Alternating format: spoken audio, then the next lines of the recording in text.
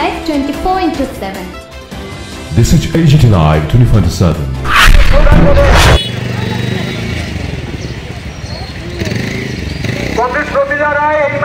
চলে আসুন সামনে।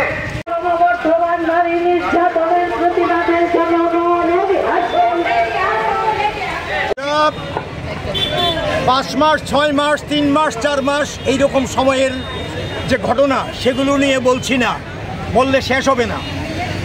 এই যে একটা মাস চলছে, মে মাস শেষ হবে আর 2-4 দিন, তারপরে তার আগে এপ্রিল মাসের 8 তারিখ থেকে আমাদের রাজ্যে এখন পর্যন্ত বিভৎস, মারাত্মক, যেটা ভাষায় প্রকাশ করা যায় না সেই রকম নারী নির্যাতন, ধর্ষণ, গণধর্ষণ, হত্যাকাণ্ড সংগঠিত হয়েছে।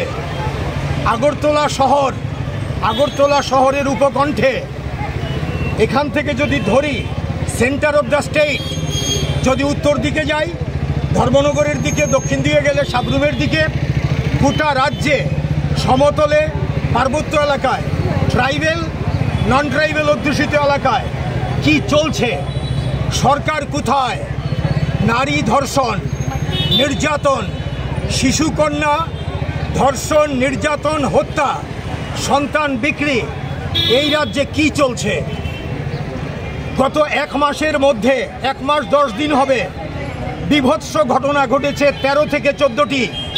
সবাই পুলিশের কাছে যায় না লোকলজ্জার ভয়ে। তারপরে রাজনৈতিক নেতারা এই সমস্ত ঘটনাগুলো চাপা দিচ্ছে মীমাংসার নামে।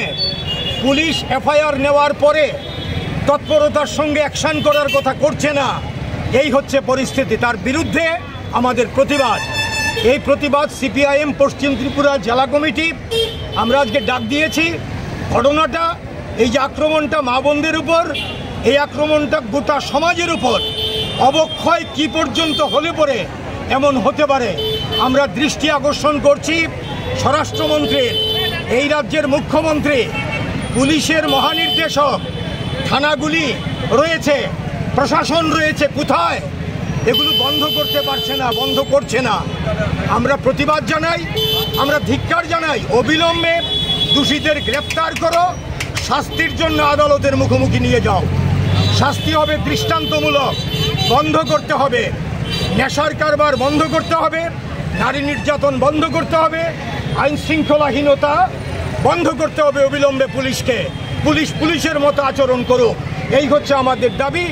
নয়া ফেসিবাদী ফরমান এই রাজ্যে চলছে, যার জন্য আজকে এই দুরবস্থা। এটা বন্ধ হওয়া দরকার, এই দাবি আমরা করছি।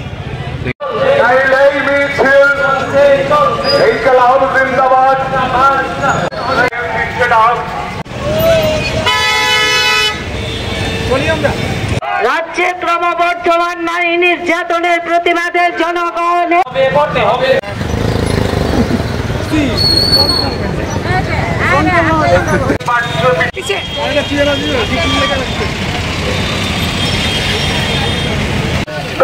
সবাই